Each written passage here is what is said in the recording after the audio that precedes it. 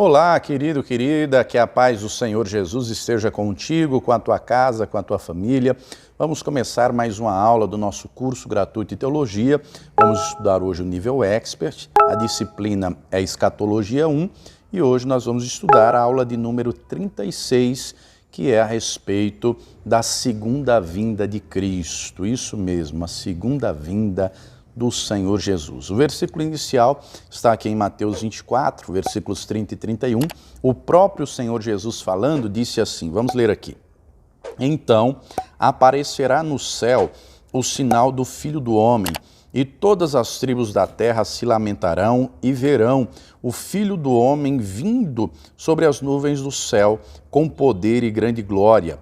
E ele enviará os seus anjos com rijo clamor de trombeta, os quais ajuntarão os seus escolhidos desde os quatro ventos, de uma a outra extremidade dos céus. Olha só, o próprio Senhor Jesus avisando do seu regresso, do seu retorno, da sua segunda vinda. Ele já veio primeira vez, implantou o reino de Deus nos corações dos discípulos e os discípulos deram continuidade àquele trabalho e chegou a palavra de Deus até nós, até hoje, os nossos dias, e é nosso trabalho crer e continuar levando o Evangelho, as boas novas de salvação e anunciando também que o Senhor Jesus virá segunda vez. Da primeira vez, ele veio como homem, da primeira vez ele veio como cordeiro para morrer pelos nossos pecados, ele morreu uma morte,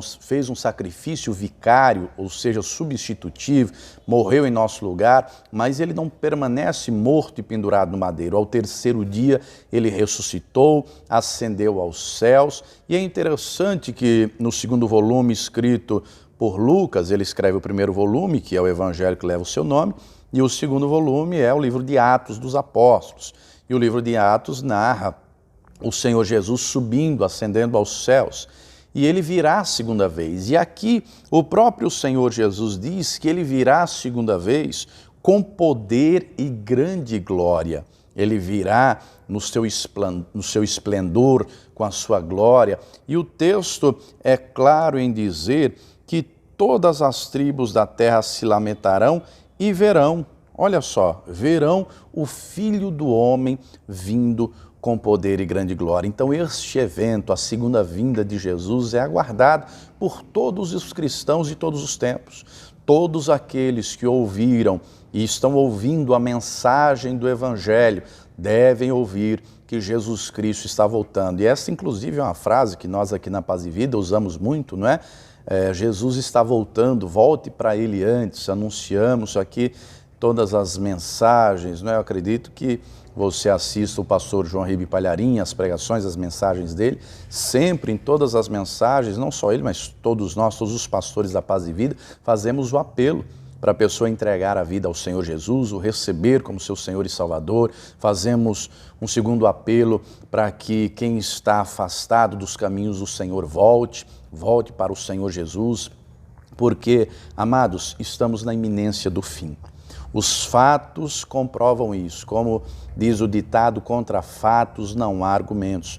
Nós estamos vivendo uma pandemia de escala mundial, essa pandemia do coronavírus. Esta semana, não sei se você tomou conhecimento, no Líbano explodiu, teve uma grande explosão que gerou um desastre terrível. Os sinais estão aí, os sinais estão acontecendo. O Senhor Jesus não fixou uma data de quando seria a sua segunda vinda. E, aliás, todos aqueles que quiseram se aventurar fixando uma data, falharam, porque o Senhor Jesus deixou claro que ninguém sabe o dia nem hora.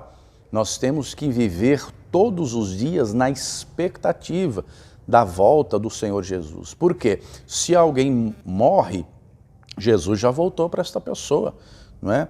Está escrito, Hebreus 9, 27, que ao homem está dado morrer uma vez, vindo após isso o juízo. Esse negócio de reencarnação não existe na Bíblia. A Bíblia fala de ressurreição, ressuscitar com o mesmo corpo e não em outro corpo, não é? A Bíblia fala de ressurreição.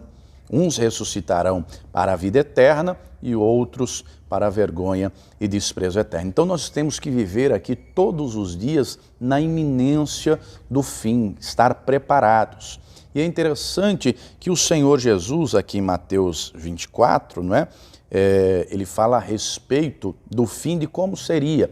Os discípulos perguntam e Jesus vai responder à pergunta dos discípulos. O capítulo 24 de Mateus começa com a indagação dos discípulos de quando seria a vinda do Senhor, o retorno, a segunda vinda.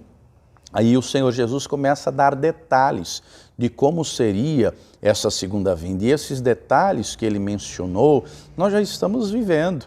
Guerras, rumores de guerras, falsos profetas, falsos cristos. Tem falsos cristos no nosso país, em outras nações do mundo. Os sinais da natureza estão acontecendo, né? Terremotos, maremotos, fome. A fome mata hoje, minha gente, centenas de milhares de pessoas no mundo. É um negócio terrível. Não é? Mata centenas de pessoas, centenas de milhares. Então, os sinais já estão acontecendo e nós temos que nos preparar. Um destes sinais que o Senhor Jesus avisou seria a multiplicação do pecado. O Senhor Jesus diz, e por se multiplicar a iniquidade. A iniquidade é quando o pecado se torna uma coisa comum, quando o pecado se torna algo, como é que eu posso dizer, aceitável, um hábito, algo natural. Porque lembrando, amados, no reino de Deus a regra é a santidade, o pecado é exceção, a regra é a santidade. Por isso que João escreve, né, a palavra diz, filhinhos, 1 João 2, vos escrevi para que não pequeis, mas se alguém pecar, temos um advogado para com o Pai, Jesus Cristo. Então a regra é a santidade, o pecado é a exceção. Só que o Senhor Jesus avisa que nos últimos dias o pecado iria se tornar iniquidade, iria se multiplicar. E ele alerta também no Sermão do Monte que várias pessoas iriam estar servindo a ele, supostamente dizendo que o conhecia, e ele traz um alerta que é impactante. Ele chega a dizer, Mateus 7, do 21 em diante, nem todo aquele que diz Senhor, Senhor, entrará no reino dos céus, mas aquele que faz a vontade de meu Pai que está no céu. Muitos me dirão naquele dia, Senhor, em teu nome expulsamos demônios, curamos enfermos, operamos maravilhas. E ele diz que dirá assim, eu vos direi, não vos conheço, apartai-vos de mim todo aquele que pratica a iniquidade. Nós temos visto nesses dias muita gente que diz que é de Jesus, muita gente que diz que é de Deus, mas o comportamento não muda, a conduta não muda. O Senhor Jesus deixou claro que se conhece uma árvore pelos frutos. Nós temos que apresentar a Deus fruto de conversão, transformação. Nós temos que apresentar ao Senhor o caráter de Jesus em nós, nós temos que nos deixar moldar e lapidar pelo Espírito Santo. Fato é que os dias são difíceis, são trabalhosos, mas nós não podemos desfalecer na fé. Nós temos que continuar perseverando na presença do Senhor e não nos enganando, não nos enganando. O Senhor Jesus deixa claro que vai ter gente que no nome dele vai operar maravilhas. Só que na vida íntima, na vida particular, tem o pecado como algo comum e normal. O próprio Senhor Jesus alerta em Lucas 17, dizendo no versículo 1, que é impossível que os escândalos não venham, mas ai daquele por quem vier os escândalos. Olha só, nós estamos vivendo numa época de, infelizmente, muitos escândalos, mas não é de hoje. Na época do próprio Senhor Jesus e na história da igreja, houveram diversos escândalos, mas a palavra alerta, não é? 1 Coríntios 10, do 32 em diante, que nós não podemos ser motivo de escândalo para ninguém. Pelo contrário, como diz Paulo a Timóteo, primeira carta, capítulo 3, verso 7, o servo de Deus tem que ter bom testemunho até dos que estão de fora. Nós temos que nos esforçar para isso, para termos boas obras, para fazermos a vontade de Deus, para que as nossas boas obras resplandeçam, como diz lá Mateus 5,16, o Senhor Jesus falando, e o nome do Senhor seja glorificado. Não podemos viver com Deus uma vida de aparência, não podemos viver com Deus uma vida que só tem o exterior e não tem um coração quebrantado, sincero, verdadeiro, né? Então, a palavra deixa claro que isso aconteceria. E duas coisas, amados, que hoje assola a igreja, quando eu digo igreja de maneira geral, não é? Duas coisas que hoje têm atuado de maneira intensa nos nossos dias. De um lado é o liberalismo, de um lado tem uma turma que diz aí, olha, Jesus te ama, morreu por você na cruz, te trouxe a graça e você pode fazer o que você quiser, que você já é salvo. Isso é uma interpretação equivocada do Evangelho, não é? O tal do liberalismo é muito perigoso. O apóstolo Paulo diz, não é? A primeira carta aos Coríntios 6, diz, tudo me é lícito, mas nem tudo me convém. Deus é santo, Deus é amor. Muita gente tem uma interpretação equivocada a respeito do que seja o amor de Deus. Muita gente esquece que o Senhor é amor, mas Ele também é justo. Ele também é justo. Muita gente pensa que porque recebeu Jesus, recebeu a graça, pode viver da maneira que quiser. Não, tudo é lícito, mas nem tudo convém. É necessário deixar o Espírito Santo trabalhar em nós para que nos pareçamos dia após dia com o Senhor Jesus, dia após dia, no linguajar, nas atitudes, nos comportamentos. Muita gente, infelizmente, só conhece ao Senhor de ouvir falar, não conhece de andar junto. Isso é perigoso. Então, de um lado, ataca o liberalismo, onde muita gente pensa que pode fazer o que quiser de qualquer jeito e Deus o ama e por conta disso não o repreenderá. Muita gente esquece, não é? O que diz lá em Provérbios 3, o que diz lá, é repetido em Hebreus 12, que o pai açoita o filho que ama.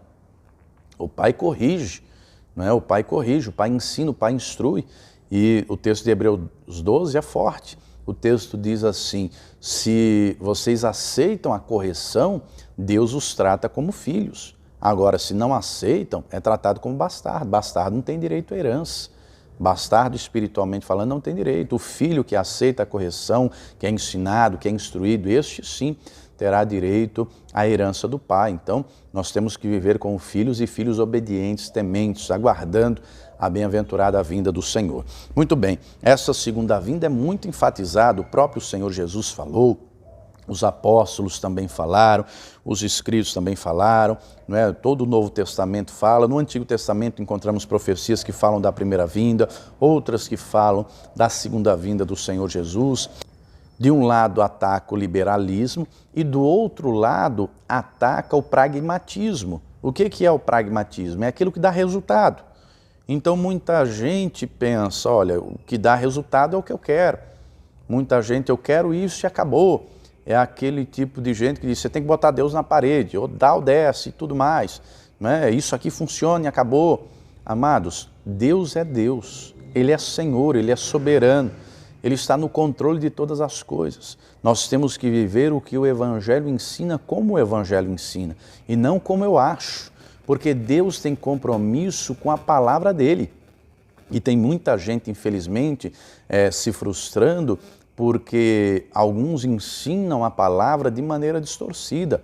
Paulo, falando nesse sentido, ele diz na segunda carta aos Coríntios 2, do versículo 14 em diante, o 16, 17 é mais específico, ele diz, nós não somos falsificadores, não é? Mercadores, mercadejantes da palavra de Deus. Nós falamos de Deus na presença de Deus, falamos de Jesus com sinceridade do coração, ou seja, falamos a verdade do Evangelho, que é o poder de Deus para a salvação de todo aquele que crê. Muita gente hoje, isso também é escatológico, né? Os falsos profetas, as heresias, Pedro anunciou isso na segunda carta, no capítulo 2, né? Ensinos distorcidos, heresias de perdição, muitos têm ensinado isso, por isso nós temos que ter cuidado. Temos que ter sabedoria e entendimento e aguardar a vinda do Senhor, a vinda triunfante do Senhor Jesus, que virá sobre as nuvens do céu, com poder e grande glória. Nós devemos aguardar vigiando, nós devemos aguardar vigilantes, não é? Aqui na apostila diz, na página 2, é contada aqui, tem um comentário aqui do pastor João Ribe, não é? Quando o Senhor Jesus diz assim, como o relâmpago sai do Oriente e se mostra no Ocidente, assim será também a vinda do Filho do Homem. Tem gente por aí que diz que Jesus nem sequer morreu. Tem gente por aí que diz que, na realidade, ele foi para a Índia, que ele viveu até os 120 anos, tem outros que dizem que ele não ressuscitou, outros já fixaram datas para o retorno do Senhor. Olha só, mas o próprio Senhor Jesus, própria palavra de Deus deixa claro que quando os sinais começarem a se cumprir, nós temos que exultar, nós temos que nos alegrar, porque está próxima a nossa redenção. Então a vinda do Senhor se aproxima, é iminente. E eu lhe pergunto, você está preparado? Se fosse hoje, se fosse agora, você estaria pronto? Nós temos que viver todos os dias como se fosse o último. Às vezes nós pensamos como Pedro pensou. Pedro disse, depois você confere lá Lucas 22, Senhor, estou pronto para ir contigo até a morte. Ele disse que estava pronto porque ele achava que estava pronto.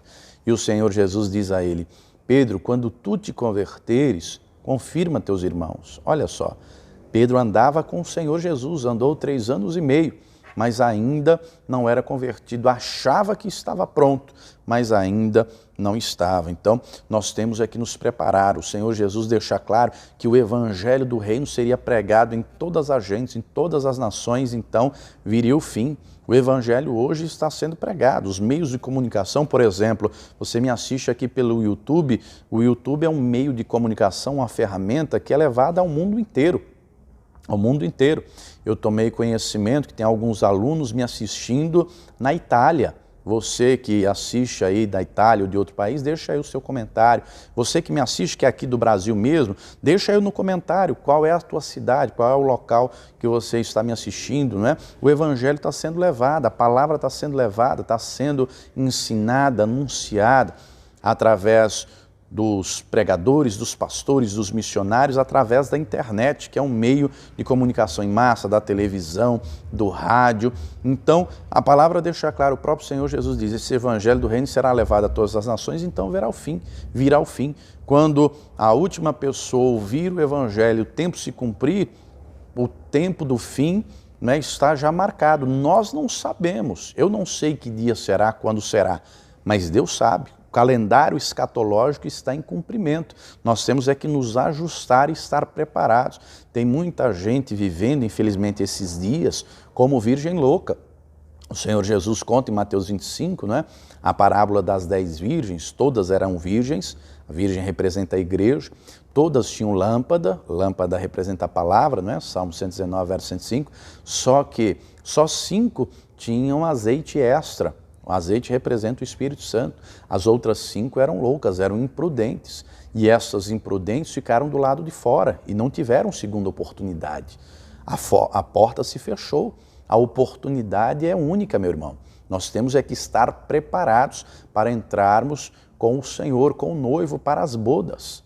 As bodas já estão preparadas. O noivo virá levar sua noiva, a igreja. O apóstolo Paulo diz, segundo aos Coríntios 11, que está nos preparando, está preparando a igreja, né? Ele fala da igreja da época, e do mesmo jeito nós temos que nos preparar hoje, como uma virgem santa, imaculada, para um noivo, a saber, a Cristo. Então nós temos que nos preparar como uma virgem santa, né?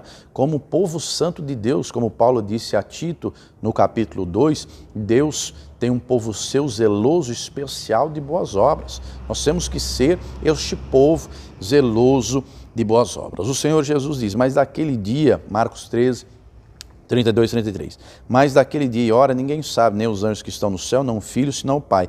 Olhai, vigiai e orai, porque não sabeis quando chegará o tempo. Note que até a sequência dos verbos é importante compreendermos. O Senhor diz, olhai, vigiai e orai. Note que os 3 verbos estão conjugados no imperativo, ou seja, é ordem, é comando. Então, o que é olhar? Estar de olhos abertos, é estar atento, é não estar dormindo.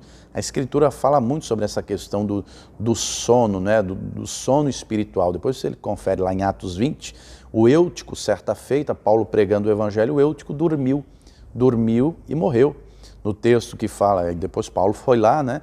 Orou e ele ressuscitou. Mas 1 Coríntios 11, no texto que fala da ceia, no verso 30, o apóstolo Paulo diz assim, por causa disso, entre vós muitos fracos, doentes e muitos que dormem. Dormir do grego é no sentido de morrer. Então, estar dormindo é no sentido de estar morto espiritualmente. Está morto. Então, nós temos que estar de olhos abertos, não dormindo, não mortos espiritualmente, como estava a igreja de Sardes, lá em Apocalipse 3. Não? O Senhor Jesus diz, tem nome de que está vivo, mas está morto. Então, nós temos que olhar, estar de olhos abertos, fazendo o quê? Vigiando. vigiando. E a Escritura fala muito em vários momentos a respeito de vigiar. Por exemplo, 1 de Pedro 5, o texto diz que nós temos que estar vigiando porque o diabo, nosso inimigo, anda ao derredor, bramando como um leão, buscando quem possa tragar. Então nós temos que estar vigiando, nós temos que vigiar para não cair em tentação, nós temos que vigiar para nos afastar da aparência do mal, nós temos que vigiar com as palavras, nós temos que vigiar com os pensamentos, com os olhares, nós temos que vigiar pela nossa santidade, nós temos que vigiar o tempo todo. E além de estar olhando, estar atento, vigiando, orando em todo o tempo. A Escritura diz que nós temos que orar sem cessar. O Senhor Jesus deixa claro que quando nós oramos, quando nós perseveramos na oração, nós provamos que cremos. Em Lucas 18, ele conta uma parábola sobre a viúva e o juiz, e ele começa dizendo, o texto começa dizendo, contou-lhes uma parábola sobre o dever de orar sempre e nunca desfalecer. E ao término da parábola, o texto diz, o próprio Senhor Jesus falando, quando vier, pois, o Filho do Homem, encontrará fé na terra? Encontrará aqueles que estão perseverando até o fim? Meu querido, minha querida, infelizmente tem muita gente desfalecendo nesses dias. Mas Deus não quer que desfaleçamos, pelo contrário, Deus quer ver a nossa perseverança. Deus quer ver um povo seu, um povo que busca a presença dEle, que se enche do Espírito Santo, um povo cuja palavra dEle arde no coração e tem prazer em estar na presença dEle, tem prazer em meditar na palavra dEle, um povo que não se conforma em viver com o Senhor uma vida morna, mas quer viver uma vida fervorosa, cheia do poder e da virtude do Senhor, um povo que não recua diante das dificuldades e problemas da vida, mas pelo contrário, um povo que avança pela fé, um povo que batalha pela fé, como diz lá Judas, versículo 3, não é? Ele encoraja a igreja a batalhar pela fé. Nesses dias difíceis nós temos que batalhar pela fé e perseverar, porque a volta do Senhor está muito próxima, amados, muito próxima. Pelos sinais que estamos vendo aí, queridos, é muito provável que seja na nossa geração. Não estou aqui querendo colocar data de maneira alguma, longe de mim tal coisa, mas pelo que a Escritura descreve, pelos sinais, os sinais já estão acontecendo.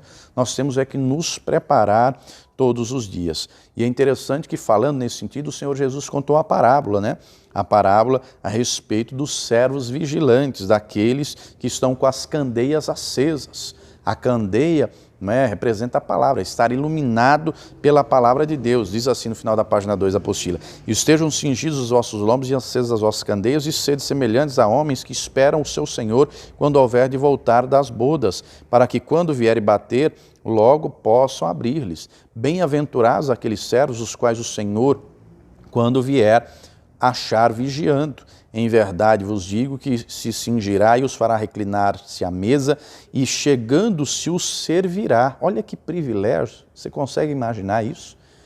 Que o Senhor Jesus está dizendo, se nós estivermos firmes, vigiando na presença dEle, Ele vai nos servir. Olha que honra, olha que privilégio. Quer venha na segunda vigília, quer na terceira, bem-aventurados serão eles se os achar assim. Texto lá de Lucas 12, 35 a 38, ou seja, nós temos que estar vigiando o tempo todo. A volta do Senhor é iminente, está próxima, então nós devemos estar orando e vigiando o tempo todo. Nós temos que estar deixando ventos de doutrinas, temos que deixar os rudimentos do mundo e temos que buscar a perfeição que é em Cristo Jesus, a medida completa da estatura da fé do Senhor. Se inspirar nele, perseverar. Nós estamos em processo de santificação, mas depende de nós, depende da nossa parte. Querido, querida, entenda, aquilo que estava em Deus fazer, Ele já fez, agora é a nossa parte. Nós temos a palavra completa, a revelação completa, e agora o Espírito Santo está conosco 24 horas, temos que nos preparar e nos encher e nos fortalecer e aguardar a vinda do Senhor, porque Ele virá, isso é fato. Virá com poder e grande glória e vai levar para si uma igreja santa, uma igreja santa. Nós temos que estar de pé, olhos abertos, vigiando, orando na presença dEle, não desfalecer e não ser como aqueles cujo Senhor disse que o amor esfriará, não, de maneira alguma, longe de nós tal coisa. Temos que aguardar a vinda do Senhor com a palavra dEle ardendo em nosso coração. Então, Persevere na presença do Senhor, busque mais, se derrame mais.